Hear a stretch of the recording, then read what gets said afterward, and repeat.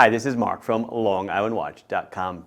Big day today here at Islander headquarters, releasing the Islander Port Jeff GMT. This is our first Traveler's GMT with the Miyota 9075, and I'll go over that briefly. I've done in other videos, but I'll go over it again, what a Traveler's GMT does. I'll show you the operation. We started with the Port Jefferson because it was a 9015, or still is.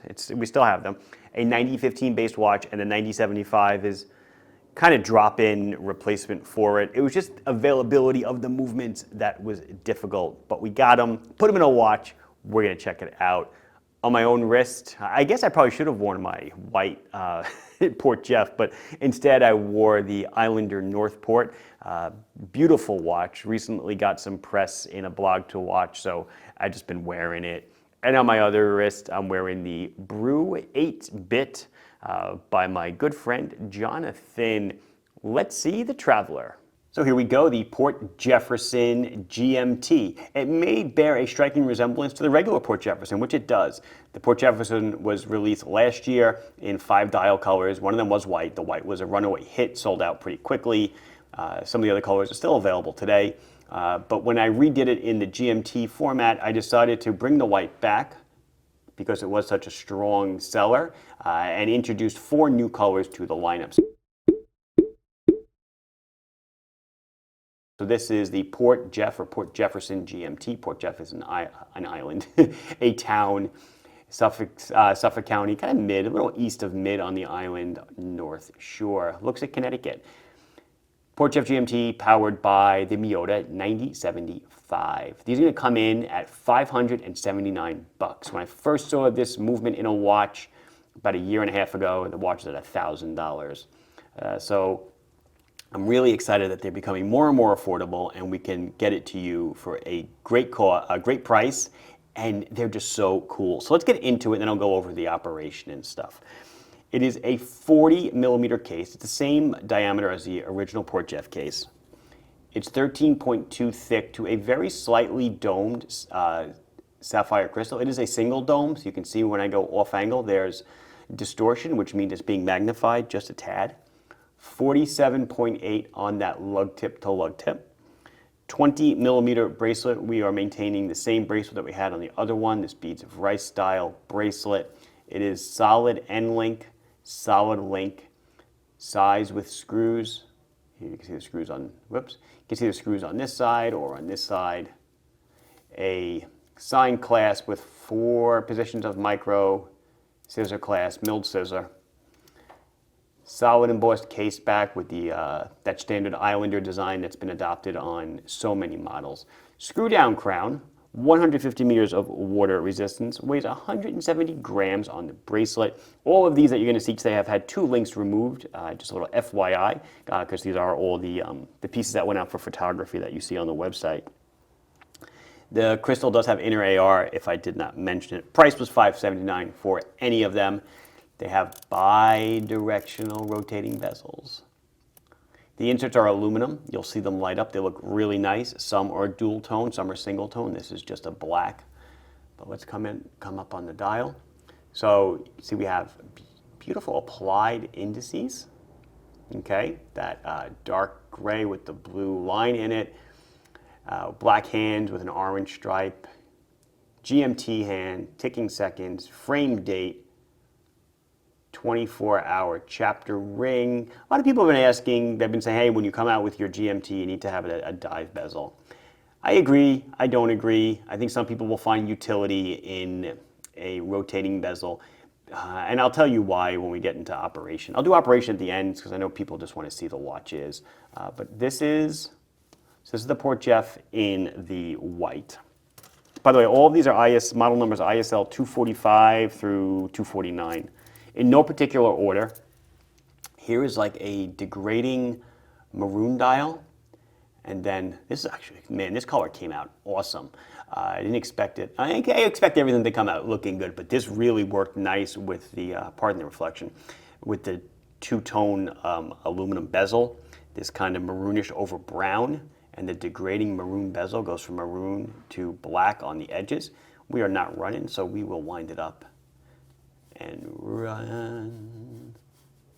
There you go. Guess I'll get to the operation at the end. You can see how it functions. But I don't know, this is a really strong color. I dig how this looks. You know me, I got to do a blue. So here is a nice deep blue, again degrading to a very dark blue or almost a black at the dial edge. Let's see, stop moving it, Mark. There you go. You can see it gets dark at the edge, and then you're looking at a two-tone insert, right? You got black over blue, so like a Batman, but not really. I know it's not running. I'm sorry. Not running. There goes the second hand. There we go. If the next one's not running, I'm not going to wind. I'm not going to wind it. So here's the blue. You saw the white. You saw the maroon. You've seen the blue. Do you like the blue? I like the blue. Orange accents. Orange and blue to me are great, great winners. The original set of Port Jeff colors were a little more imaginative, I would say. These are probably a little more, I guess, standard, if you will. I don't know, I'm going to call it a Sprite because it's kind of what it looks like. It's black over green, but the nice degrading green dial, much similar to the Calabro, the ISO 193, that green and orange, green dial with orange accents that did oh so well. I think it's a great touch, fantastic color. It's a beautiful green. Again, everybody's going to have a bi-directional bezel, 24-hour bezel. Remember, these are Traveler GMTs, not Kohler GMTs. I've definitely gone over all this in the Watch and Learns. And I had to do a black dial, so I went with a kind of like a Coke variant.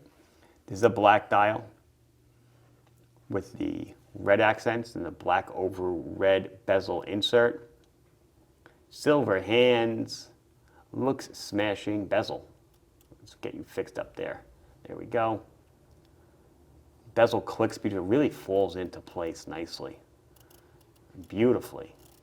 Feels good, easy to operate, but provides enough resistance that's not going to slip out of position, especially the bezel like this because it's very slim, if you will.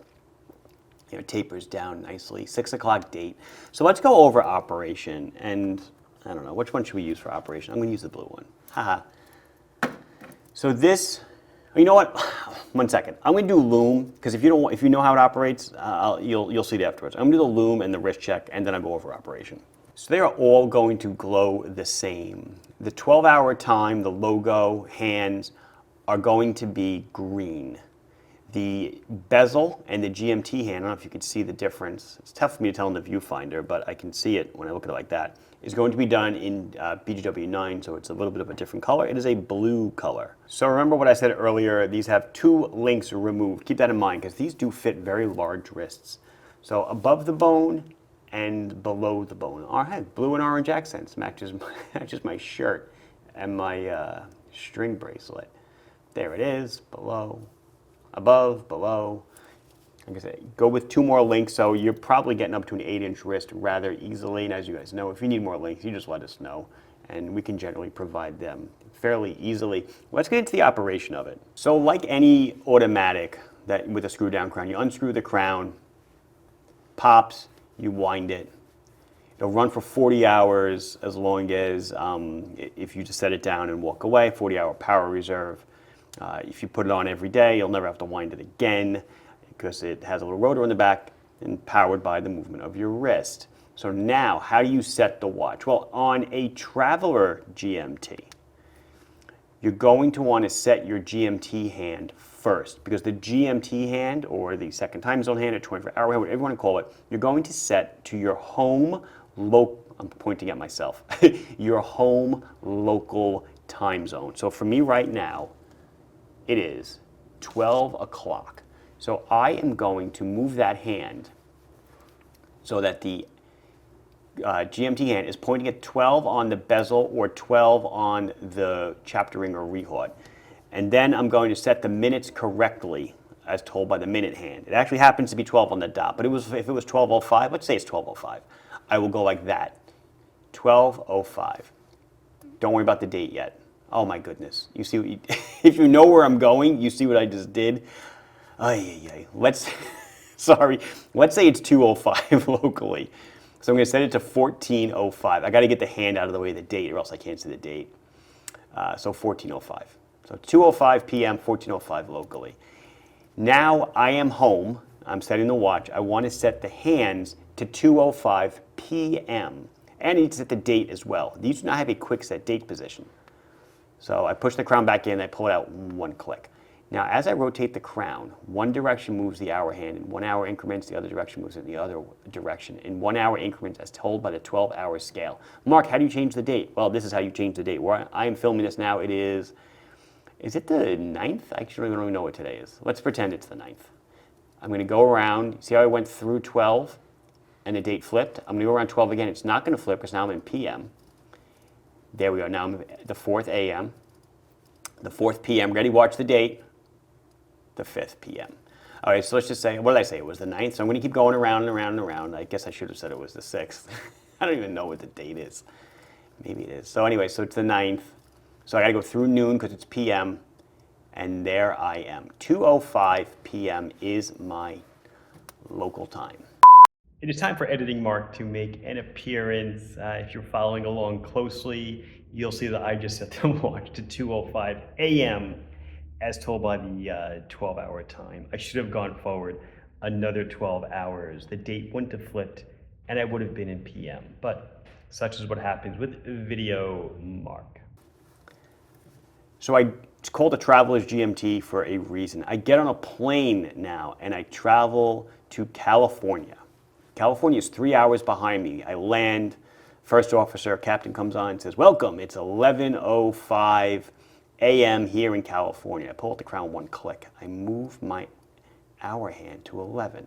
It's now 11:05 a.m. Notice the date did not switch. Cool, right? Put it in. As I walk around California, my watch will be set to California time. My GMT hand, as read by the bezel right now and the chapter ring, gives me my home time of 2 p.m. or just after 2. See how that works? It's pretty cool, right? Let's say, though, captain gets on and you happen to be in, I don't know, you're in Australia, some wacky time zone, and it's 16 hours ahead. So you can go like this. I don't even know if that was 16. Probably wasn't. I think it was 14 or 13. But now look, so now locally for me, it's 3:07 a.m. on the following day.